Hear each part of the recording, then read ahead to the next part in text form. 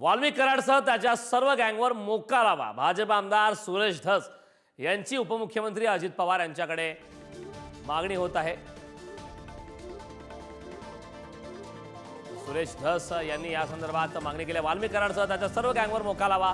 भाजप आमदार सुरेश धस यांची उपमुख्यमंत्री अजित पवारांकडे मागणी आहे. खंडणीसाठी बैठक तर धनंजय मुंडेंच्या घरी बैठक झाली होती असा देखील दावा हा सुरेश धस यांनी केला होता. आमदार सुरेश धस यांनी आता पुन्हा एकदा धनंजय मुंडे यांच्यावरती हे गंभीर आरोप केले आहेत. वाल्मिक कराड यांनी प्रचंड मोठ्या प्रमाणात गँग्स तयार करण्याचं काम गेल्या 5 वर्षामध्ये केलेले आणि ह्या गँग सर्वच्या सर्व मोकाच्या अंतर्गत मग राखेची गँग, वाळूची गँग, तुम्हाला सांगतो DPDCची गँग, बऱ्याचशा एजन्सी आहेत त्याच्या वसुलीच्या गँग, या जेवढ्या गँग आहेत या सगळ्याच्या सगळ्या मोकामध्ये जर नाही घातल्या तर भविष्यामध्ये हे जे तिकडे तिहार जेलमध्ये जे होतंय, मी कोणाचं नाव घेऊ इच्छित नाही, परंतु अगदी मुंबईच्या सलमान खानपर्यंत जे येते तसा काहीसा प्रकार या गँगकडून होऊ शकतो. जी ॲक्शन या पैसे बुडवणाऱ्यांच्या विरोधात व्हायला पाहिजे होती. पैसे बुडवणार म्हणजे लोकांच्या बरोबर राहायच्या ऐवजी वाल्मिक कराड आणि धनंजय मुंडे हे दोघंही कोणाच्या बाजूने उभे राहिले? बुडवणाऱ्यांच्या. हे सिद्ध झालेलं आहे. डिफेंडर गाडी घेणं, 1.5 कोटी रुपये त्या खाडे नावाच्या पोलीस अधिकाऱ्याकडे सापडले तर त्याला वाचवायला वाल्मिक कराड होते. म्हणजे वाल्मिक कराड हा कोणाचा? चोराचा, दरोडेखोरांचा आणि याचा सगळ्यांचा साथीदार आहे. आणि मी उद्या किंवा परवा जिथे कुठं मोर्चा असेल त्या मोर्चामध्ये 100% ह्यांच्या प्रॉपर्टी ज्या आहेत त्याची आकडेवारी 2 दिवसामध्ये सादर करतो. मी कुठं राजीनाम्याची मागणी केली? अजून मी नाही राजीनामा. तुम्ही जरा माझ्या रिवाइंड करा. राष्ट्रवादी काँग्रेस पक्षाचे बीड जिल्ह्यातले ज्येष्ठ नेते श्री प्रकाश सोळंके यांनीच त्यांच्या राजीनाम्याची मागणी केली. मी कुठं? मी ज्या वेळेस मी आतापर्यंत आका आणि आकाच्या आका म्हणत होतो. आकाबद्दल आता मी स्पष्ट बोलायला लागलो. आका ह्याच्यात सगळ्यात आहे. आका अंदर आएगा, अंदर आने के बाद फिर चौकसी होंगी और चौकसी के बाद जिसका भी नाम आएगा उसका भी आएगा. नहीं आया तो बहुत अच्छा हुआ. बबन गीतेच्या भावाच्या मिसेसने काल अर्ज दिलेला आहे. आम्ही SP साहेबांना सांगू की त्याच्यामध्ये 307 उलटी यांच्यावरती सुद्धा घेतली पाहिजे. आणि बबन गीते या व्यक्तीचा, तो कोणत्या पक्षाचा आहे काय मला माहीत नाही, पण या व्यक्तीचा त्या खुनाशी काहीही संबंध नाही. फक्त नाव टाकायचं म्हणून त्याचं नाव टाकलंय. आणि विधानसभेला कदाचित तो उमेदवार होतो का काय?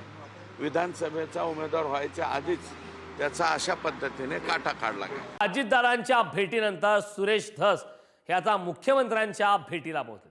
कालही धसांनी मुख्यमंत्री आणि अजितदादांची भेट घेतली. 2 दिवसात धसांच्या 4 मोठ्या भेटीगाठी झाल्या. संतोष देशमुख हत्या प्रकरणावरून धस आक्रमक झालेत. यानंतर कालही धसांनी खरं संतोष देशमुख यांच्या कुटुंबियासमवेत भेट घेतली होती आणि आता पुन्हा एकदा सुरेश धस यांची ही भेट होणार आहे. त्यामुळे या भेटीमागे नेमक्या काय घडामोडी घडतात हे पाहणं महत्त्वाचं आहे. मात्र अजितदादांच्या भेटीनंतर सुरेश धस हे मुख्यमंत्र्यांच्या भेटीला पोहोचले. संतोष देशमुख यांच्या हत्या प्रकरणानंतर आता सुरेश धस आक्रमक झाल्याचं पाहायला मिळालं. विधानसभेत देखील त्यांनी हा मुद्दा उपस्थित केला. आता सध्या सुरेश धस यांच्या मागच्या 2 दिवसात भेटीगाठीचं प्रमाण, मोठ्या भेटीगाठी होत आहेत.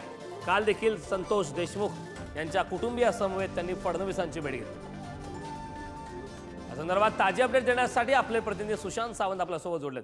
सुशांत, संतोष देशमुख यांच्या हत्या प्रकरणापासून सुरेश धस हे आक्रमक झाल्याचं पाहायला मिळतं. विधानसभेत देखील त्यांनी तो मुद्दा उपस्थित केला होता. काल देखील त्यांनी संतोष देशमुख यांच्या कुटुंबियासमेत फडणवीसांची भेट घेतली. आज सुद्धा त्यांची ही भेट होणार असल्याची माहिती मिळते. कारण आपण जर बघितलं असेल तर थोड्या वेळापूर्वी सुरेश धस यांनी उपमुख्यमंत्री अजित पवार यांची भेट घेतली आणि ती भेट झाल्यानंतर ते थेट आता मुख्यमंत्री देवेंद्र फडणवीस यांच्या सागर या निवासस्थानी गेलेले आहेत. आपण पाहिलं असेल तर संतोष देशमुख हत्या प्रकरणानंतर सुरेश धस जे आहेत ते आक्रमक आहेत. हिवाळी अधिवेशनापासून जो त्यांचा आक्रमकपणा होता तो आजही कायम दिसतोय आणि सातत्याने धनंजय मुंडे यांच्या राजीनाम्याची मागणी त्यांच्याकडून केली जाते आणि विरोधकांकडून देखील केली जाते. काल देखील त्याने देशमुख कुटुंबियांसोबत खरं तर मुख्यमंत्री देवेंद्र फडणवीस यांची भेट घेतली होती. या भेटीनंतर देवेंद्र फडणवीस यांनी खरं तर त्या संपूर्ण कुटुंबियांना आश्वस्त केलं होतं की यातील आरोपी जो आहे तो कुणीही सुटणार नाही. अर्थात देवेंद्र फडणवीस यांनी आश्वस्त केलंय आणि त्यानंतर आज सकाळपासूनच सुरेश धस यांच्या भेटीगाठी वाढलेल्या आहेत. त्यांनी आधी उपमुख्यमंत्र्यांची भेट घेतली आणि त्याच्यानंतर आता ते देवेंद्र फडणवीस यांच्या सागर या निवासस्थानी भेट घ्यायला गेले. त्यामुळे अर्थातच आता मंत्रिमंडळाचा राजीनामा धनंजय मुंडे यांच्या मंत्रिपदाचा राजीनामा सरकार घेणार का? कारण सातत्याने जी मागणी होते सुरेश धस यांच्याकडून देखील मागणी होते की धनंजय मुंडे यांचा कुठेतरी राजीनामा करार हा धनंजय मुंडे यांचा निकटवर्ती आहे. त्यामुळे येत असल्याचं बोललं जातंय. अर्थात मुख्यमंत्र्यांची भेट घेतल्यानंतर सुरेश धस काय बोलताय हे बघणं तितकंच महत्त्वाचं ठरणार आहे. मात्र ज्या प्रकरणाला सुरेश धस यांनी वाचा फोडली होती म्हणजे सभागृहात त्यांनी हे प्रकरण लावून सुशांत, या भेटीगाठी संदर्भात वेळोवेळी अपडेट आपल्याकडे घेतच राहू. मात्र तुर्तास या महत्वपूर्ण अशा माहितीसाठी धन्यवाद.